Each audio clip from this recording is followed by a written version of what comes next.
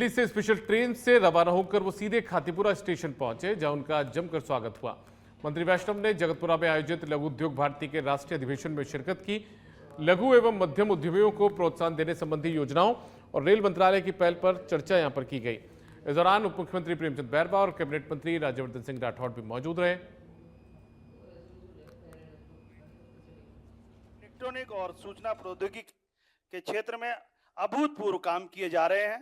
वहीं राजस्थान में माननीय मुख्यमंत्री श्री भजनलाल शर्मा जी के नेतृत्व में युवाओं को कौशल आधारित, नवाचार केंद्रित और भविष्योन्मुखी शिक्षा देने के लिए बहुत ही शानदार काम कर रही है। हमारा लक्ष्य केवल डिग्री देना नहीं, बल्कि दक्षता और नवाचार को बढ़ावा देना है। हम चाहते हैं कि राजस्थान का युवा सिर्फ नौकरी खोजने वाला न हो, बल्कि नौकरी देने वाला बने। स्टार्टअप और इकोसिस्टम में प्रतिस्पर्धा का एक हिस्सा नहीं, बल्कि लीडर बने। इसी दिशा में हमने कई महत्वपूर्ण कदम उठाए हैं। प्रदेश के प्रमुख तकनीकी संस्थानों में एआई और 3D प्रिंटिंग जैसे फ्यूचर ओरिएंटेड कोर्सेज भी शुरू किए हैं और राज्य भर में अत्याधुनिक प्रशिक्षण केंद्र और खेल संकुल विकसित किए जा रहे हैं। खातीपुरा एक बहुत बड़ा मेगा मेंटेनेंस टर्मिनल बन रहा है। यहाँ पर जो फैसिलिटीज़ डेवलप हुई हैं उसमें वंदे भारत की मेंटेनेंस हो, दूसरे जो कोचेज हैं उनकी मेंटेनेंस हो, वो सब एक बड़ी अच्छी मात्रा में, बहुत बड़ी संख्या में किया जाएगा। इससे बहुत इकोनॉमिक एक्टिविटी यहाँ पर होगी। साथ ही साथ और निर्णय लिया गया कि जोधपुर से दिल्ली वंदे भारत, जिसका कुछ समय पहले डिक्लेयर किया गया था, उसकी सारी तैयारी करीब करीब पूरी हो गई है। बहुत जल्दी वो चालू होगी। वैसे ही बीकानेर से दिल्ली वंदे भारत, वो भी जल्दी चालू होगी। जैसलमेर से दिल्ली एक ओवरनाइट एक्सप्रेस की शुरुआत करने, जिससे कि जैसलमेर की समृद्ध विरासत और लोगों तक सभी को जैसलमेर तक पहुंचने का एक अच्छा साधन मिले, कनेक्टिविटी मिले, उसका भी एक नया प्रयास किया जाएगा।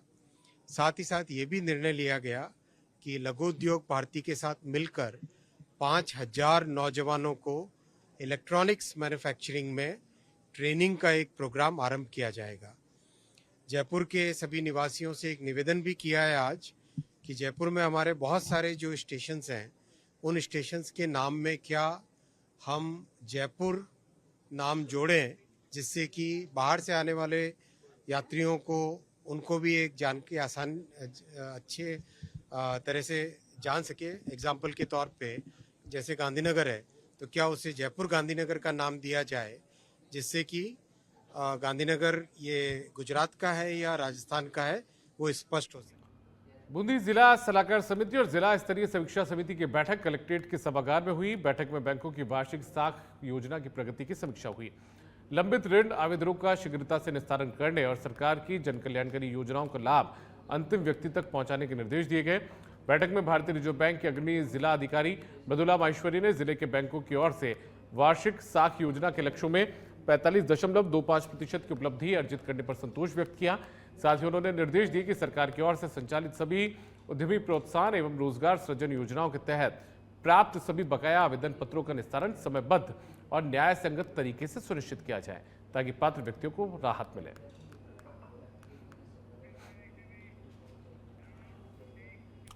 फलौदी से खबर है, यहां पर सालों से काबिज घुमंतु परिवार अपने खुद के आशियाने को तरस रहे हैं, जिसके चलते ये लोग कभी घास फूस तो कभी खुले आसमान के नीचे अपना जीवन बसर कर रहे हैं। लेकिन जब से प्रदेश और केंद्र सरकार द्वारा घुमंतु परिवारों को स्थायी करने को लेकर विधानसभा बजट के दौरान घोषणा की गई, तब से परिवार अब सरकार से लंबी आस लगाए बैठे हैं। सामाजिक कार्यकर्ता शिव के नेतृत्व में बड़ी संख्या में घुमंतु परिवार के लोग जिला कलेक्टर कार्यालय पहुंचे और ज्ञापन सौंपा। कोई सरकार की तरफ से कोई योजना प्राप्त नहीं हुई है। जो भी ऐसा लग रहा है कि गाड़ों दे लवार बिछड़ी जाते हैं और यह हमें कोई सुविधा नहीं मिल रही है। हम भजनलाल से ये दुआ करते हैं कि हमें कृपया हमें यहाँ बैठाए और यहाँ जहाँ भी बैठे हैं वहाँ हमें स्थान दें। हमें कोई सरकार की तरफ से कोई योजना प्राप्त नहीं हुई है। जो भी ऐसा लग रहा है कि गाड़ों दे लवार बिछड़ी जाते हैं और यह हमें कोई सुविधा नहीं मिल रही है। हम भजनलाल से ये दुआ करते हैं कि हमें कृपया हमें यहाँ बैठाए और 70 साल पहले पुराना रहता हूँ। 3 साल 70 साल 3 साल उठे रहता हूँ। हमारी कोई रोजगार होती नहीं है। जमीरा पट्टा बीजा कोई मिल नहीं दिया। बाहर लावा जो नहीं है, बारे वाला आवे वो न मिल जाएगा सर, वो नहीं मिला। आप कब से रह रहे हैं? 70 साल 3 पीढ़ी। आप कब से रह रहे हैं? 70 साल से रह रहे हैं।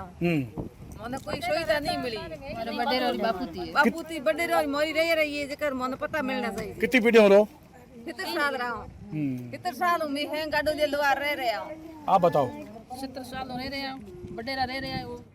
बारा के शाहबाद से खबर है। यहाँ पर उपखंड स्तरीय ग्राम विकास समिति ने ज्ञापन सौंपा है। विभिन्न मांगों को लेकर सीएम के नाम एसडीएम को ज्ञापन सौंपा गया। उपजिला अस्पताल में जन औषधि केंद्र खोलने की मांग रखी गई है। कहा गया है कि उपखंड मुख्यालय से लगी हुई 25 ग्राम पंचायतें हैं। इस दौरान समिति के पदाधिकारी भी मौजूद रहे हैं।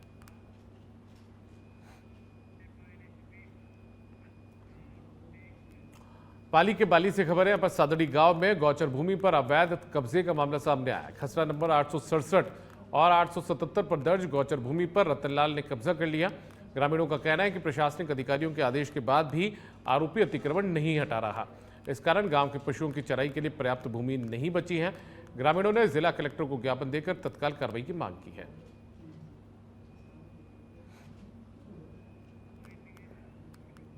वो खसरों पे अतिक्रमण था, वो एक खसरे के ऊपर 3 तारीख को हटाया गया है, जबकि 877 के ऊपर 8 बीघों पे अभी तक अतिक्रमण है। कल भी हम देसुरी गए एसडीएम साहब के पास में, तहसीलदार साहब से मिले, ज्ञापन दिया उनको, लेकिन वो हमारी उन्होंने सुनी नहीं।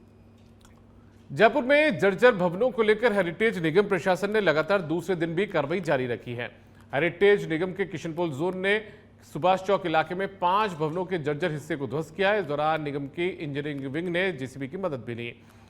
4 अन्य जर्जर भवन को अस्थायी रूप से सीज किया गया है। निगम प्रशासन ने भवन मालिकों को सख्त नोटिस भी दिए कि अगर 24 घंटे में भवन की मरम्मत कार्य शुरू नहीं किया गया या अपने स्तर पर नहीं गिराया तो निगम की ओर से जर्जर भवन को ध्वस्त कर दिया जाएगा। ध्वस्तीकरण की कार्रवाई किशनपोल जोन की इंजीनियरिंग विंग में मॉनिटरिंग की गई है।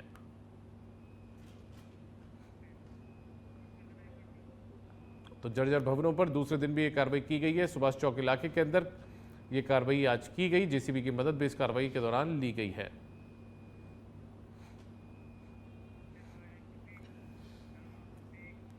अब खबर कोटा से। यहां पर जिले के उद्योगनगर थाना क्षेत्र से एक सनसनीखेज मामला सामने आया है। यहां एक बहन ने अपनी भाभी पर गंभीर आरोप लगाते हुए कहा कि उसकी भाभी ही उसके भाई की जान की दुश्मन बन गई है। बहन ने आरोप लगाया कि भाभी की प्रताड़ना से उसका भाई पूरी तरह टूट चुका है और उसकी जिंदगी खतरे में है। इसलिए प्रशासन से न्याय की मांग की गई। पीड़िता ने गुहार लगाई कि प्रशासन मामले को गंभीरता से ले और तुरंत जांच करे, उसके बाद उसके भाई की जान की सुरक्षा भी सुनिश्चित करे। भाई को बहुत परेशान कर रही है, हमारे को भी परेशान करती है, लेकिन वो भाई ठीक है हमारे को परेशान करती है तो हमने तो सो लिया। आसन ने वो जब से आती जाती थी उसके बाद में उसे परेशान करने लगी। हम हाँ औलाद की तरफ जाके भाभी परेशान कर रही है तो हमने सोची भाई औलाद तो समझेगी, लेकिन औलाद भी नहीं समझ पाई। उसका खुद का अंटर में ले रखी वो औलाद भी, तो वो जो कहती है वही कर रही है औलाद भी। न बाप की आड़ी न परिवार की आड़ी झांक रहा है। जैसे माँ कहती है, जैसे बेटा बेटी बोल रहे हैं, वो भी बदल रही है तो बेटा बेटी भी बदल रहा है। मतलब किस तरह से परेशान कर वो इस तरह से परेशान कर रही है कि उससे तनख्वाह मांगती है, हैं कि मेरे को पूरी 20-25 हजार रुपया तनख्वाह की दो। अब वो ठेकेदार का आदमी है, वो इतनी तनख्वाह कहाँ से लाएगा? जो उसका पेमेंट बनेगा वही तो ला कर देगी ना। वो है वो वही तो ला कर देगा ना भाई घर पे। बीच में सो क्या नाम से एटीएम से कोई ऑनलाइन से उनका बच्चा बच्ची पैसा निकला लेते हैं उसको। डूंगरपुर में परशुराम चौराहे पर स्थित 2 केबिन पर चोरी करने वाले एक आरोपी को पुलिस ने गिरफ्तार कर लिया है। पीड़ित ने बताया कि वो 6 सितंबर को केबिन बंद करके घर गया था। 7 सितंबर को जब वो अपने प्रतिष्ठान पहुंचा तो ताला टूटा हुआ मिला, जिससे बाद पीड़ित ने पुलिस को सूचना दी। घटना की सूचना मिलते ही पुलिस ने मौके पर पहुंचकर सीसीटीवी फुटेज खंगाले। फुटेज के आधार पर दिनेश उर्फ नानू बरंडा को डिटेन किया गया है। पूछताछ में उसने चोरी करना स्वीकारा है, जिसके बाद पुलिस ने उसे गिरफ्तार कर चोरी का माल भी बरामद कर लिया।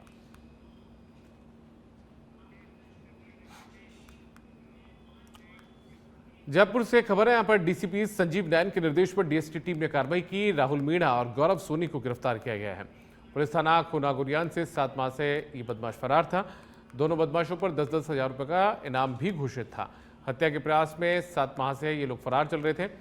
आरोपी जयपुर शहर से बाहर रहकर फरारी भी काट रहे थे।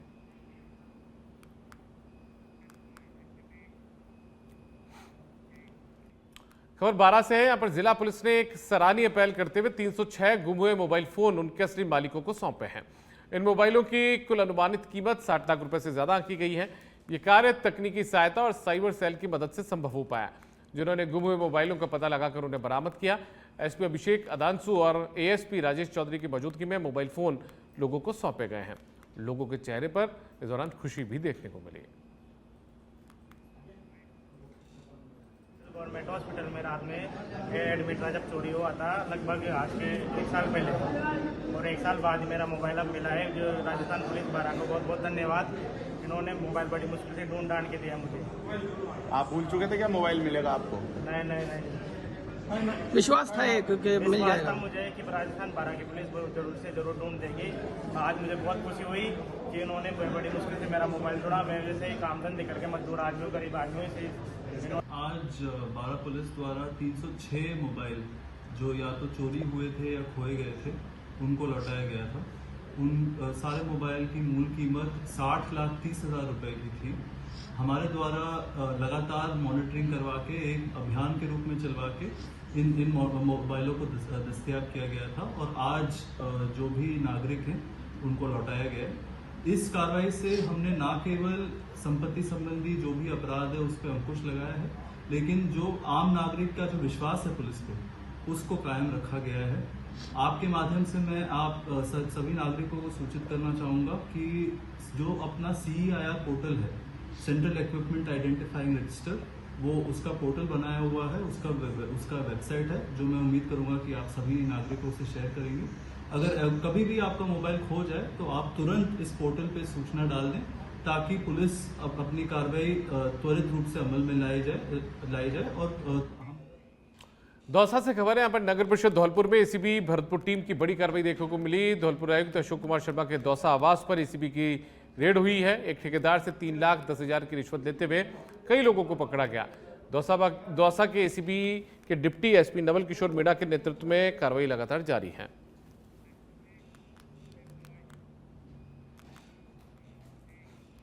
जालोर के आहोर से खबर है। यहां पर भैंसवाड़ा गांव में 90 लाख की लागत से बन रहे पुल के घटिया निर्माण को लेकर ग्रामीणों का आक्रोश लगातार गहराता जा रहा है।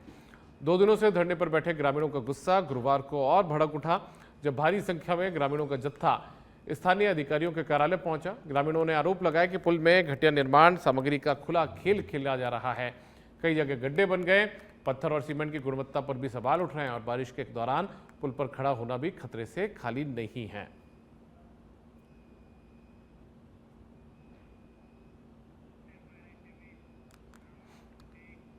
अब खबर टोंक निवाई से। यहां पर सार्वजनिक निर्माण विभाग ने रोड पर बने गड्ढों की सुधरी है। दरअसल सच बेधड़क ने प्रमुखता से ये पूरा मामला उठाया था। आमजन को परेशानियों का सामना करना पड़ रहा था, वाहन चालक भी चोटिल हो रहे थे। अब सच बेधड़क पर खबर चलने के बाद में पीडब्ल्यूडी ने इन गड्ढों को ठीक कराना शुरू किया है।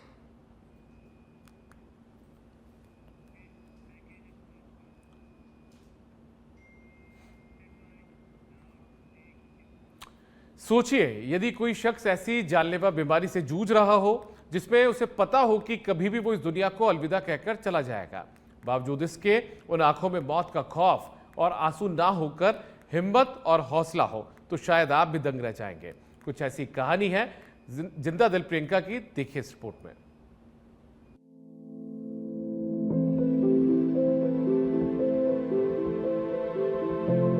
हॉस्पिटल में बेड पर होने के बावजूद चेहरे पर हल्की मुस्कान और अपने हाथ से केक काट कर परिजनों को खिलाने की कोशिश, ये महज एक तस्वीर नहीं है, बल्कि यह है हौसला, यह है हिम्मत और यह है जिंदा दिली।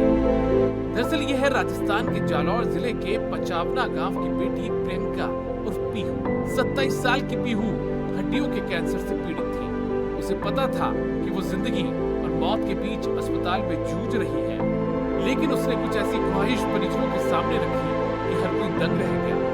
प्रियंका ने अस्पताल में केक मंगवा कर काटा और फिर सबको खिलाया। कहा कि मैं हंसते हुए मरना चाहती हूँ। प्रियंका की ख्वाहिश और उसके जज्बे को देख हर कोई हैरान था। पीहर पक्ष से लेकर ससुराल पक्ष तक की आंखों में आंसू रुकने का नाम नहीं ले रहे थे। अस्पताल का स्टाफ भी देखकर दर्द था, क्योंकि बिस्तर पर लेटी और मशीनों में चल रही पीहू की सोच भी जैसी थी। अपनी इस ख्वाहिश को पूरा करने के महज 1 हफ्ते के भीतर पीहू कैंसर की इस गंभीर बीमारी के कारण दुनिया को अलविदा कहकर चली गई और छोड़ गई अपनी बहुत सी यादें। दरअसल ये वो दौर होता है जब बीमारी से जूझता इंसान अक्सर मौत को गले लगाने की कोशिश, कई लोग टूटकर आत्महत्या जैसा कदम भी उठा लेते हैं। लेकिन उस दौर में पीहू की ये जिंदा दिली उन तमाम लोगों के लिए एक नजीर है। पीहू के इस जोश और जज्बे को हमारा भी सलाम। यूनुस खान, सच में धड़क, जाओ।